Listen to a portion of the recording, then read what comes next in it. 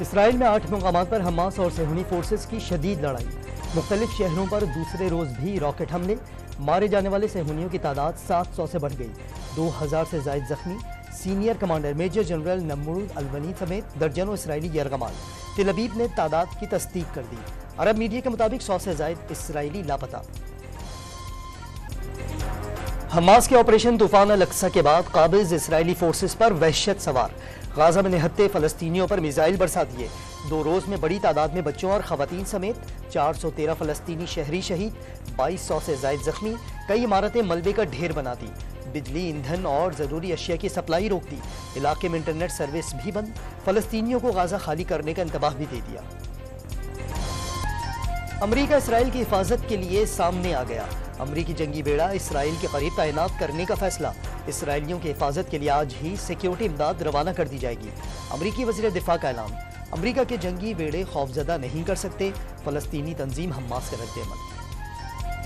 Hamas کے حملوں سے خوفزدہ اسرائیلیوں کے ملک چھوڑنے کی کوششیں، تل ابیب ایئرپورٹ پر پروازوں کی منسوخی کے اعلانات کے بعد اسرائیلی شہریوں کا رش، اسرائیلیوں نے لاؤنج میں ہی ڈیرے ڈال لیے۔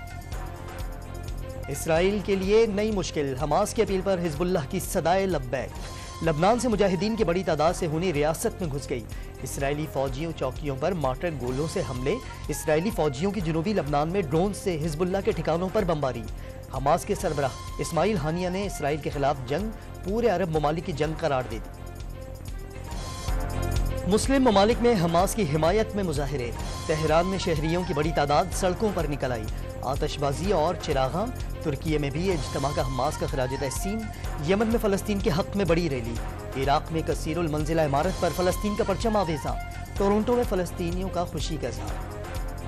اسلامی تعاون تنظیم نے خطے کی موجودہ صورتحال کا ذمہ دار اسرائیل کو ٹھہرا دیا، غازہ میں صہیونی فورسز کی جارحیت اور نہتے فلسطینیوں کی شہادتوں پر اظہار افسوس، عرب لیگ کا غازہ میں فوجی آپریشن فوری طور پر بند کرنے پر زور، سعودی عرب کی کشیدہ صورتحال پر تشویش، متحدہ عرب امارات کی فریقین سے شہریوں کی حفاظت یقینی بنانے کی اپیل، یورپی کمیشن، چین، روس، جرمنی، فرانس، مصر اور اردن سمیت دیگر ممالک کا دونوں ممالک سے فوری جنگ بندی کا مطالبہ۔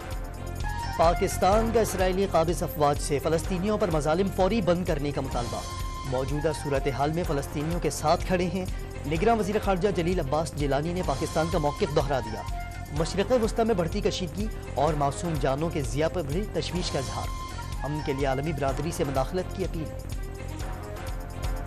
جماعت اسلامی نے فلسطینی مجاہدین سے اظہار یکجہتی کے لیے ہفتہ فلسطین منانے کا اعلان کر دیا، آئندہ جمعے کو ریلیاں اور اتوار کو مارچ کیا جائے گا، فلسطینیوں کی مدد کے لیے فنڈز جمع کرنے کا بھی فیصلہ، امیر جماعت اسلامی کا حکومت سے فلسطینیوں کی کھل کر حمایت کرنے کا مطالبہ، گورنر ہاؤس سندھ کے سامنے مہنگائی کے خلاف دھرنا، حافظ نعیم الرحمان کا تحریک جاری رکھنے کا اعلان۔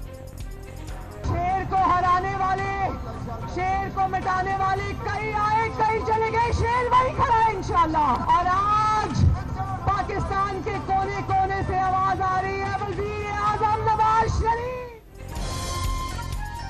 کئی آئے کئی گئے، شیر کو ہرایا جا سکتا ہے نہ مٹایا جا سکتا ہے، لاہور میں ٹھوکر نیاز بیگ پر متوالوں کے جلسے سے دھواں دھار خطاب، 4 سالہ حکومت نے ملک کو معاشی طور پر تباہ کر دیا، 21 اکتوبر کو نواز شریف نہیں ملک کی خوشحالی واپس آ رہی ہے، نواز شریف کو سازش کے تحت ہٹایا نہ جاتا تو کیا ملک میں اتنی مہنگائی ہوتی؟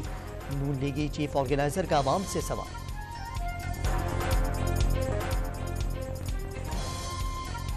نواز شریف کا ملکی ترقی میں رکاوٹ بننے والوں کو کبھی معاف نہ کرنے کا اعلان، پاکستانی معیشت کی بحالی پہلی اور آخری ترجیح قرار دے دی، ملک کو معاشی بدحالی، مہنگائی اور بے روزگاری کی دلدل سے نکالیں گے، لندن میں مقیم ہم وطنوں سے بات چیت۔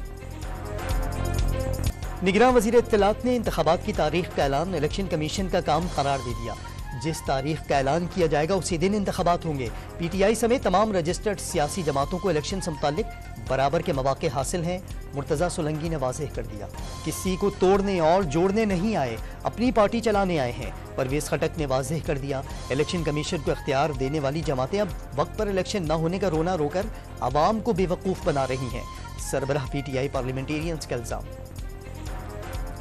نظام بلدیاتی جو الیکشن ہے وہ غیر قانونی طور پہ ہوئے ہیں اور اس کے لیے ہم قانونی چارہ جوئی کا حق رکھتے ہیں، ہلکے تھے ہی ایک بغیر हल्के बने हुए यूसी एग्जिस्ट करते ही नहीं थी, ना अंदरून सिंध में ना यहाँ पर। हिजरत के वक्त हेरोइन या कलाशनकोव लेकर नहीं आए, अपने हिस्से का पाकिस्तान साथ लाए थे। जानों की कुर्बानियां देकर पाकिस्तान बनाया। MQM रहनुमा खालिद मकबूल सिद्दीकी का मुखालफिन को जवाब। जागीरदाराना निज़ाम के खात्मे का मुतालबा। हालिया बल्दियाती इंतखाबात गैर कानूनी और जाली करार। पाक मुस्लिम अलायंस के सरबराह अब्दुल कादिर दीवान का मुत्तहिदा का साथ देने का। गैर कानूनी तारकीन वतन को पाकिस्तान छोड़ने की डेडलाइन का काउंटडाउन। 22 दिन बाकी रह गए। मुल्क भर में गैर कानूनी तौर पर रिहाइश पजीर अफगान बाशिंदों के खिलाफ एक्शन। कोयटा और नवाही इलाकों से 4 रोज में 300 से जायद अफगान बाशिंदे गिरफ्तार। निगरां वज़ीर आला ने तारकीन वतन की वापसी का फैसला हतमी करार दे दिया।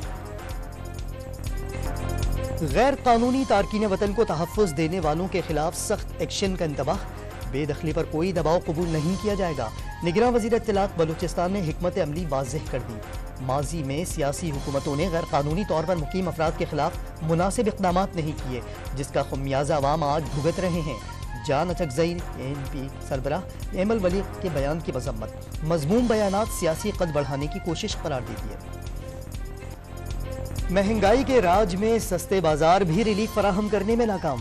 इस्लामाबाद में अदरक 1460 रुपए किलो हो गई, लहसुन 500 और प्याज 125 रुपए किलो में फरोख्त। लाहौर वाले भी इतवार बाजारों में कीमतें सुनकर हक्का बक्का। अफगानिस्तान में 6.3 शिद्दत का जलजला तबाही मचा दी। अमवात 2000 से तजावुज कर गई। जलजले का मरकज हरात से 40 किलोमीटर मगरिब में था। ताकतवर आफ्टर शॉक्स के बायस नुकसानात में इजाफा। 6 देहात मुकम्मल तबाह हो गए। 465 घर मलबे का ढेर बन गए। कराची में आवारा कुत्तों के काटने के वाक़यात बढ़ गए।